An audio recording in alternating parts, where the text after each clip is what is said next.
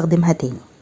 تعالوا بقى نلخص على النقط كلها اللي احنا اتفقنا عليها. اول حاجة لازم نختار الحلة تكون 7 ملي، تكون PFOA فري، كادبيوم فري، رصاص فري، تكون سطحها املس وناعم. لازم يكون للحلة كتالوج معلومة المصدر من انهي بلد. قبل استخدامنا ليها بيتم دهانها كلها من بره ومن جوه بمادة زيت او اي مادة دهنية، ونحطها على النار لغاية تسخن خالص. بعد ما تسخن نبتدي نبردها، بعد كده نبتدي نغسلها بمية وصابون عادي جدا ونستخدمها بعد كده عادي جدا.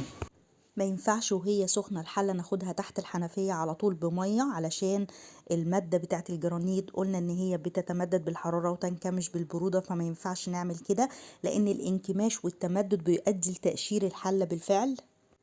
ما ينفعش ان احنا نحطها في دولاب المطبخ بتاعنا في وسط مواعين كتير، او نحط في قلب الحلة يعني